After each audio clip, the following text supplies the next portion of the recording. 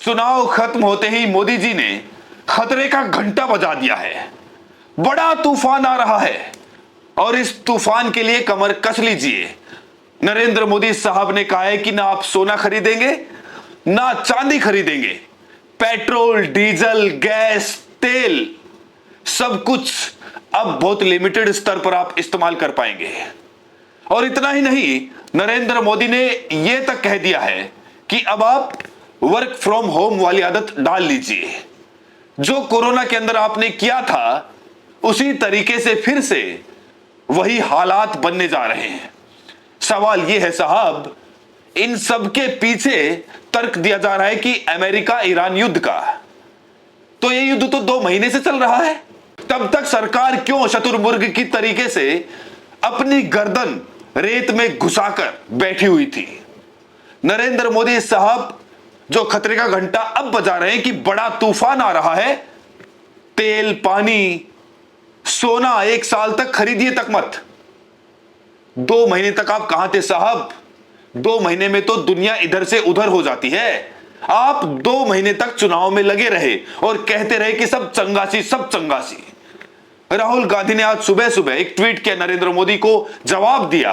राहुल ने क्या कहा है कुछ देर में आपको बताता हूं, लेकिन उससे पहले जरा मोदी साहब का आप सुन लीजिए, जो कह रहे थे कि कांग्रेस की सरकार आएगी तो आपकी बहन बेटियों के मंगलसूत्र छीन लेंगे। यहां तो मोदी जी अब कह रहे हैं कि कोई भी शादी ब्याह प्रोग्राम हो, आप अगले 1 साल तक सोना बिल्कुल ना खरीदें। कमाल है साहब, कमाल है।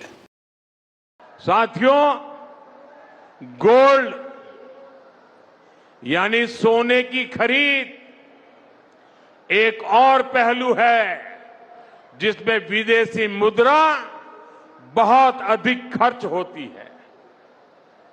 एक जमाना था जब संकट आता था, कोई युद्ध होता था, तो लोग देश हित में सोना दान दे देते थे।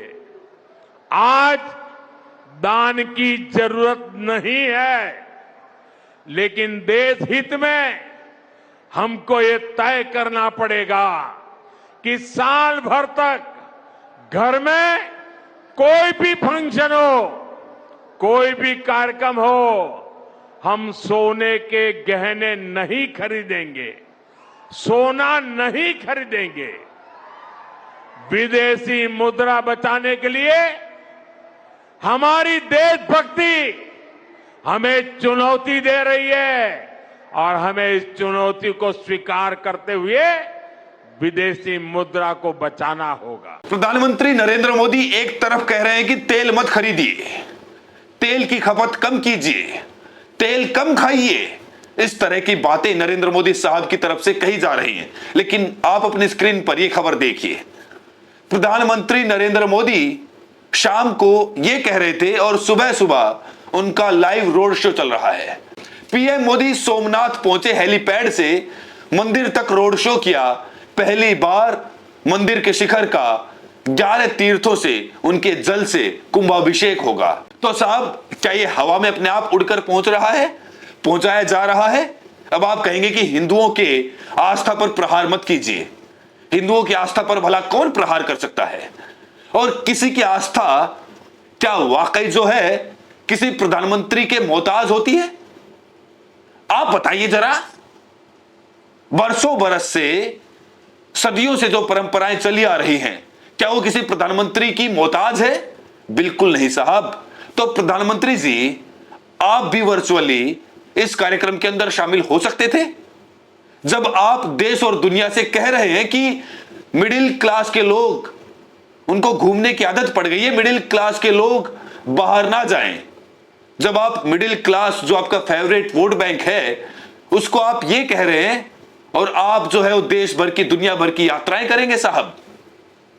यानी मतलब कोई तो पैमाना होना चाहिए, कोई तो सरकार में एक चरित्र होना चाहिए। दोहरा चरित्र क्यों है?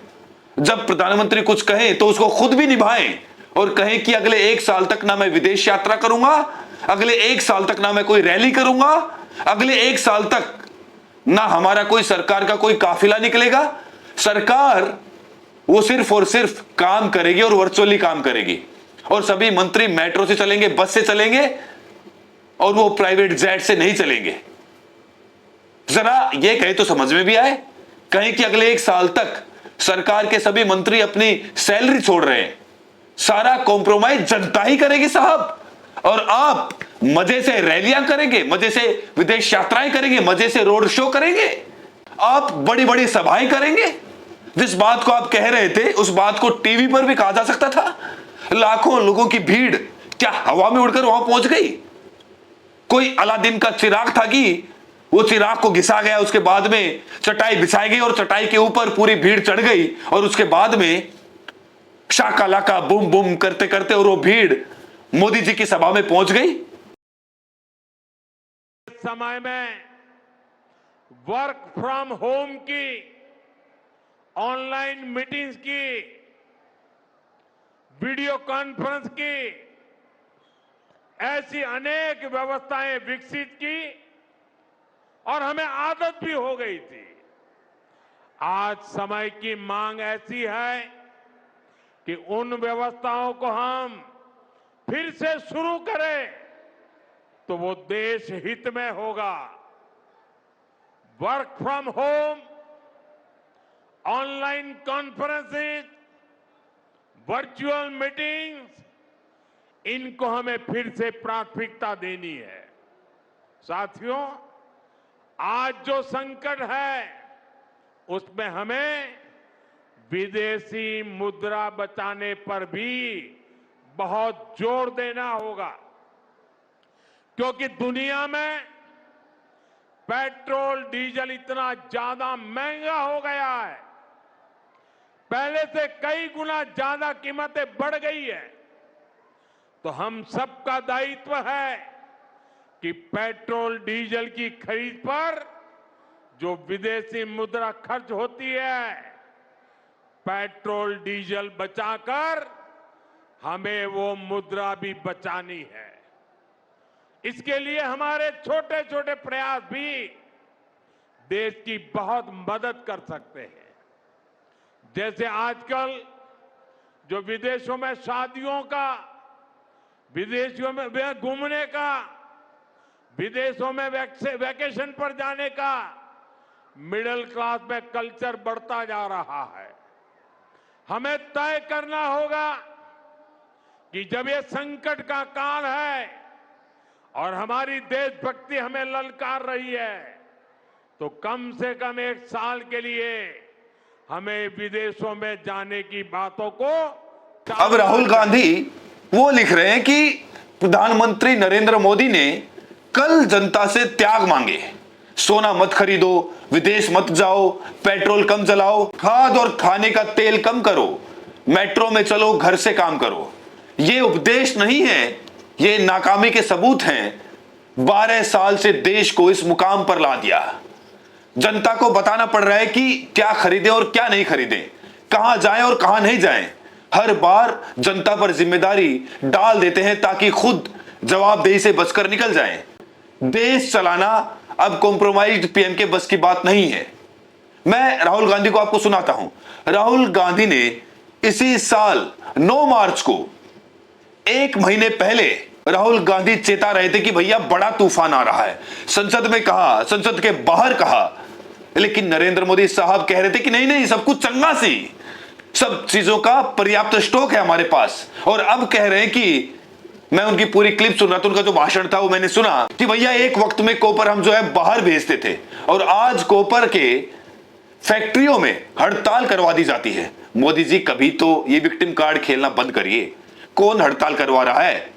22 राज्यों में आपकी सरकार है साहब, डबल इंजन की सरकारें चल रही है, आप केंद्र में बैठे हुए हैं, आप एनएसए और न जाने कौन कौन से ब्रह्मास्त्र आपके पास में हैं। कौन कर रहा है सारी साजिश आपके खिलाफ? कभी नोएडा में कोई मजदूर सामने आते हैं तो कहते हैं कि भैया पाकिस्तान का हाथ है। राहुल गांधी ने 9 मार्च को राहुल गांधी ने एक बयान दिया था संसद के बाहर, और राहुल गांधी ने ट्वीट करके लिखा था कि पश्चिमी एशिया में चल रहा युद्ध हमारी अर्थव्यवस्था को गंभीर नुकसान पहुंचा रहा है, लेकिन हमारे कॉम्प्रोमाइज प्रधानमंत्री इस पर चर्चा करने का उनमें साहस नहीं है। शेयर बाजार गिर रहा है, एलपीजी की कीमत बढ़ रही है, वैश्विक कच्चे तेल की कीमतें ऐतिहासिक स्तर पर पहुंच गई है। उसका सीधा असर आम आदमी, घरेलू बजट व छोटे और मध्यम व्यवसायों पर पड़ रहा है। प्रधानमंत्री मोदी को ब्लैकमेल किया जा रहा है। उनके पास में भारतीय जनता के हितों के बेचने के अलावा कोई विकल्प नहीं है। मेरी बात याद रखिए, वो संसद में नहीं आएंगे। 2.5 लाख रुपए पर मिनट का जो है नुकसान हो रहा है, ये जगदम्बिका पाल साहब ने चेयर से बोला, क्या ब्यौरा? और जो वेस्ट एशिया में हो रहा है उससे कितने रुपए का नुकसान होगा? मतलब एक प्रकार से पैराडाइम शिफ्ट करने की लड़ाई चल रही है, उससे हमारी इकोनॉमी को जबरदस्त नुकसान होने वाला है। स्टॉक मार्केट का आपने देख लिया, यूएस डील साइन कर दी है मोदी जी ने, तो बहुत जबरदस्त चोट लगने वाली है देश को। तो उस पर डिस्कशन करने से क्या प्रॉब्लम है, यही हम मांग रहे हैं। और उसके बाद हम दूसरी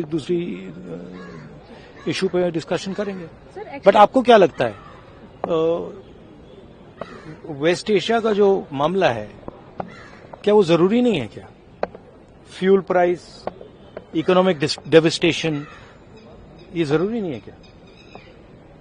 तो ये अब बताइए साहब, कौन सही है, कौन गलत है, कौन पप्पू है और कौन जो है वो वाकई कलाकार है? बताइए जरा। राहुल गांधी जब ये बात कह रहे हैं, और राहुल गांधी लगातार कह रहे थे, केवल राहुल ही नहीं, समूचा विपक्ष, देश के अंदर जो बुद्धिजीवी तबका या जरा सी भी जिसके पास में समझ है, जरा सा भी जो इंटरनेशनल पॉलिटिक्स को समझता है, वो हर शख्स ये कह रहा था कि सरकार को जागना चाहिए, सरकार को चेतना चाहिए। दुलमुल विदेश नीति दिखाई देती है। आप इजराइल के पक्ष में जाकर खड़े हो गए।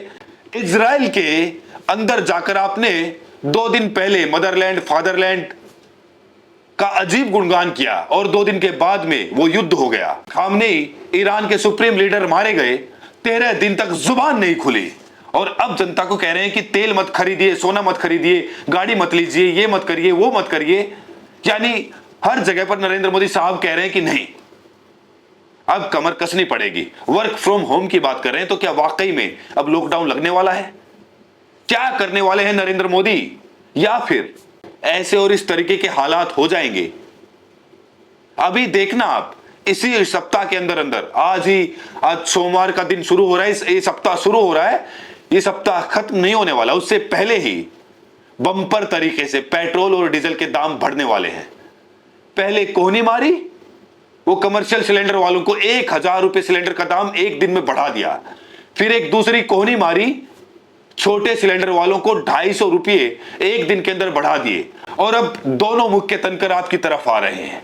56 इंच की अपनी छाती को स्ट्रोंग करके रखिए, क्योंकि हो सकता है कि मेरे शब्दों पर आप कहें कि ये सही नहीं है। मैं भी मानता हूं ये सही नहीं है, लेकिन जरा आप ये बताइए कि कौन सी ऐसी भाषा हो सकती है जिस भाषा में लोग उस बात का मर्म समझ सकें? बताइए जरा। क्या वाकई एक बार इसको, एक बार उसको, एक बार इसको, एक बार उसको, जो ये डिस्को है, ये जनता पर भारी नहीं पड़ रहा है? अल्टीमेट 15 दिन पहले दाम बढ़े या 15 दिन के बाद में बढ़े, वो दाम बढ़ने से पिस कौन रहा है? झटका किसको लग रहा है? बताइए जरा। मोदी साहब कह रहे हैं कि देशभक्ति है, कम तेल खाना वो भी देशभक्ति है। गजब है साहब, हर चीज देशभक्ति है। और बाकी आपकी सारी चीजें, आपका रोड शो, शेयर मार्केट का आज देखिए क्या बुरा हाल हो गया। शेयर मार्केट, सेंसेक्स में 1000 अंक की गिरावट देखने को मिली। मैं अभी की खबर बता रहा हूं, लेटेस्ट 76,300 पर कारोबार रहा। निफ्टी भी 300 अंक टूट गया। ऑटो और बैंकिंग शेयर में भी ज्यादा बिकवाली हुई। लोग बेचकर निकल रहे हैं, बिकवाली हो रही है, नुकसान हो रहा है, घाटा हो रहा है। और सरकार, आज ज्वेलरी के शेयर धड़ाम से गिरने वाले हैं। मैं एक सिंपल सी बात कहता हूं, मैं किसी अर्थशास्त्री से बात कर रहा था कल, उन्होंने कहा कि प्रधानमंत्री जो कुछ कर रहे हैं अच्छी बात है, कि उनको लगता है कि भाई ये काम किया जाना चाहिए, इससे देश संभल सकता है, लेकिन ये काम करने में उन्होंने 70 दिन की देरी क्यों कर दी? 28 फरवरी को युद्ध की शुरुआत हुई, 26 फरवरी को वो इजराइल के अंदर जाकर मेडल पहन रहे थे, 70 दिन बाद में क्यों ऐसा हो रहा है? और दूसरी बात यह है कि जिस तरीके से लोगों को सिकोड़ रहे हैं, कहीं ऐसा ना हो कि लोगों की परचेजिंग पावर वो घट जाए और उसके बाद में इतनी बुरी मंदी देखने को मिले कि त्राहिमाम त्राहिमाम जैसे हालात हो जाए। बाकी आप समझदार हैं, आप ज्यादा बताएंगे। कमेंट सेक्शन में अपनी राय जरूर बताएं और साथ में भी बताएं कि आप ये वीडियो देश के किस कोने से देख रहे हैं। बहुत बहुत शुक्रिया।